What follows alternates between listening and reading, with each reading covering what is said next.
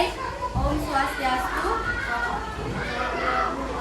Perkenalkan, kami dari kelompok 4. Kelompok kami berjumlah 3 orang, yaitu saya sendiri Dirudita Parmiti, teman saya selanjutnya ada Ketut Sri Mahendri, dan yang terakhir ada Putri Mariasi. Di sini kami akan mempresentasikan analisis kebutuhan media dari mata kuliah media pembelajaran SD. Adapun yang kami bahas di sini, yang pertama ada pengertian analisis kebutuhan, yang kedua ada langkah-langkah analisis kebutuhan, yang ketiga ada tujuan analisis kebutuhan, yang keempat ada fungsi analisis kebutuhan, dan yang kelima ada fungsi analisis kebutuhan media dalam pembelajaran. Saya di sini sebagai moderator dan pembaca. Baik, untuk pengertian analisis kebutuhan. Analisis kebutuhan merupakan langkah awal untuk menentukan gambaran perangkat yang akan dihasilkan ketika pengembang melaksanakan sebuah proyek pembuatan perangkat lunak. Perangkat lunak yang baik dan sesuai dengan kebutuhan pengguna sangat tergantung pada keberhasilan dalam melakukan analisis kebutuhan. Untuk proyek-proyek perangkat lunak yang besar, analisis kebutuhan dilaksanakan setelah aktivitas sistem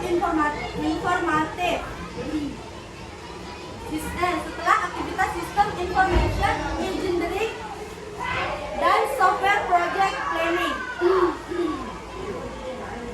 Adapun berdasarkan pendapat para ahli yang tersebut, dapat disimpulkan bahwa analisis kebutuhan adalah suatu metode atau proses untuk mengidentifikasi dan mengumpulkan informasi tentang perbedaan antara kondisi yang ada dengan yang diinginkan atau dibutuhkan, dengan tujuan untuk menentukan langkah-langkah atau solusi yang tepat untuk mengatasi kesenjangan tersebut. Selanjutnya ada langkah-langkah analisis kebutuhan media. Langkah-langkah secara umum adalah serangkaian tindakan atau prosedur yang diambil untuk mencapai suatu tujuan atau menyelesaikan suatu tugas.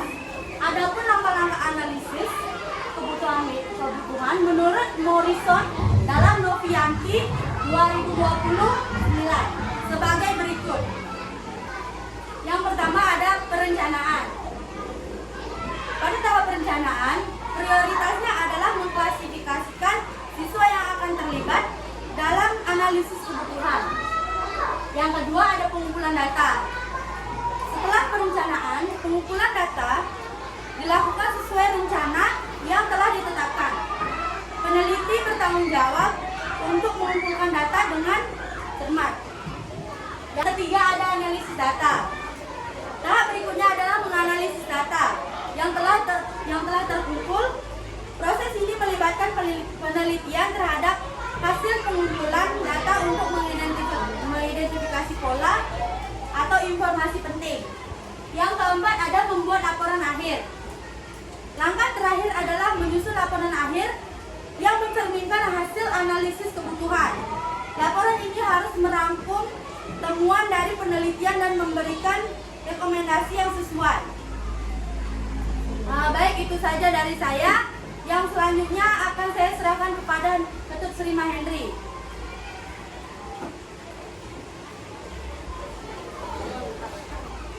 Baik, terima kasih atas waktunya. Di sini saya akan menjelaskan tentang langkah-langkah analisis kebutuhan media.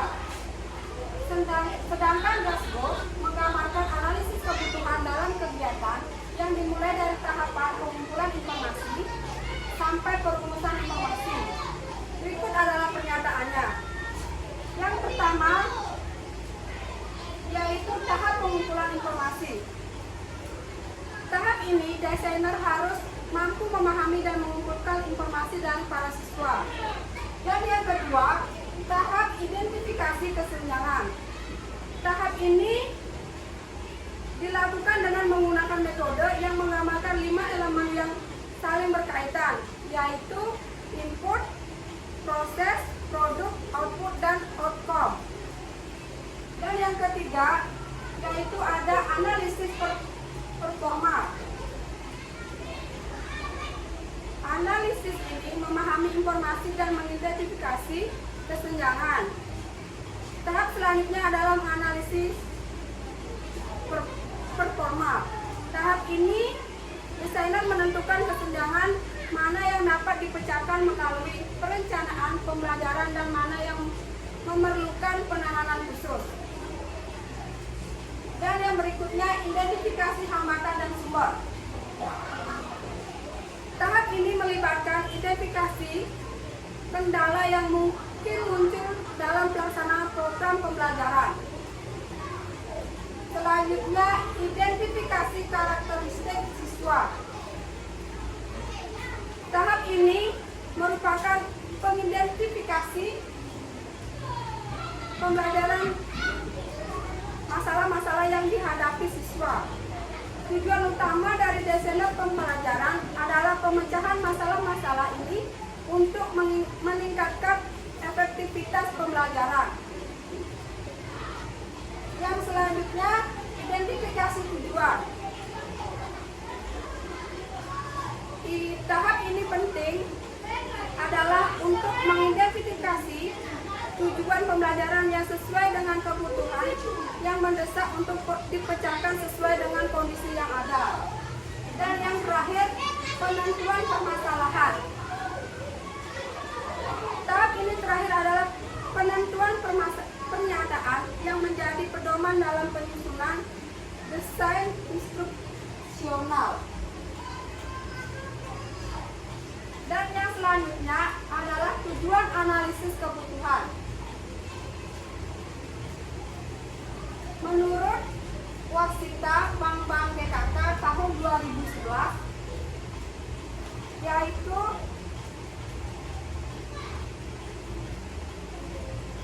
mengidentifikasi masalah-masalah pembelajaran. Mengidentifikasi masalah-masalah pembelajaran dengan cara membandingkan situasi saat ini dengan yang diharapkan atau seharusnya. Dan yang kedua, menyusun skala prioritas pemecahan masalah. Penyusunan skala prioritas pemecahan masalah dengan mempertimbangkan tingkat signifikasi, cakupan, dan dampak kesenjangan terhadap masa dengan lembaga atau program pembelajaran. Dan yang terakhir, merumuskan tujuan pembelajaran. Merumuskan tujuan pembelajaran dengan menghasilkan daftar kompetensi yang harus dikuasai peserta didik. Dan yang selanjutnya akan dipresentasikan oleh rekan saya, yaitu Erik Mariati.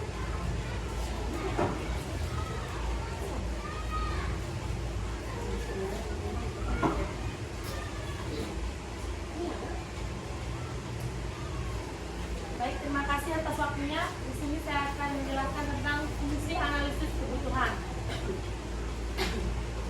Yang satu, untuk mengenali kebutuhan atau masalah yang berhubungan dengan tugas, khususnya masalah yang dapat mempengaruhi hasil pembelajaran. Yang kedua, menemukan kebutuhan mendesak yang berkaitan dengan aspek finansial, keamanan atau gangguan lain yang dapat mempengaruhi pekerjaan atau lingkungan belajar. Yang ketiga, menetapkan prioritas dalam memilih langkah-langkah untuk mengatasi masalah-masalah pembelajaran dengan menyajikan skala prioritas yang relevan. Dan yang keempat, menyediakan dasar-dasar untuk mengevaluasi aktivitas kegiatan pembelajaran melalui analisis yang sistematis. Next. Selanjutnya, analisis kebutuhan media dalam pembelajaran. Media merupakan salah satu sarana yang dapat dipergunakan sebagai penyampaian peran terhadap siswa. Media berasal dari bahasa Latin dan merupakan bentuk amak dari kata medium, yang secara harfiah berarti perantara, yaitu perantara sumber peran dengan penerima pesan. Hendrik BKK dalam Hermawan 2007, media memiliki peran penting sebagai perantara dalam dalam proses komunikasi antara sumber pesan dan penerima pesan. Berbagai jenis media hadir untuk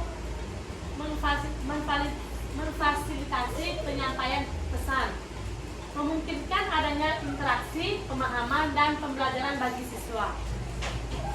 Adapun menurut Syah 2018, langkah-langkah analisis kebutuhan media merupakan proses penting dalam merancang pembelajaran yang efektif.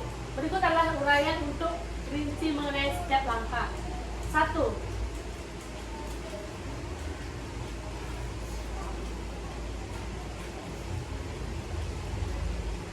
Mempelajari kurikulum yang berlaku.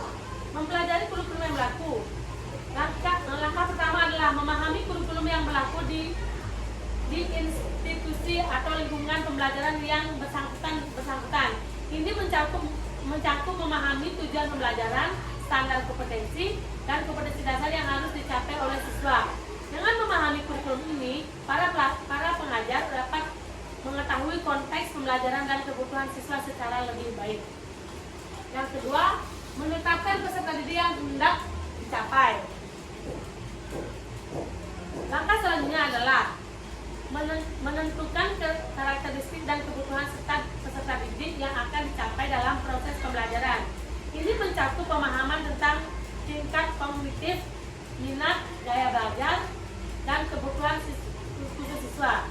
Dengan memahami karakter ini, para pengajar dapat menyesuaikan strategi pembelajaran dan memilih media yang sesuai dengan kebutuhan siswa. Yang ketiga, memilih dan menentukan materi yang disajikan. Setelah memahami kurikulum dan peserta didik, langkah berikutnya adalah memilih dan menentukan materi yang akan disajikan dalam pembelajaran. Materi pembelajaran itu harus relevan dengan tujuan pembelajaran yang diperhatikan kebutuhan dan minat siswa. Materi yang dipilih harus disajikan secara sistematis dan terstruktur untuk memfasilitasi pemahaman siswa. Dan yang keempat, memilih dan menentukan media pembelajaran. Langkah terakhir adalah memilih dan menentukan media pembelajaran yang sesuai dengan materi pembelajaran dan kebutuhan siswa. Media pembelajaran dapat berupa berbagai bentuk seperti media cetak, audiovisual, multimedia, atau media interaktif.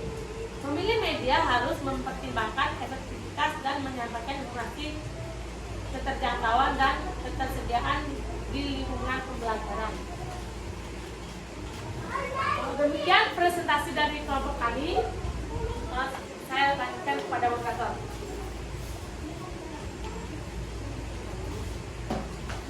Baik, itu saja presentasi dari kelompok kami, kelompok 4, untuk analisis kebutuhan media.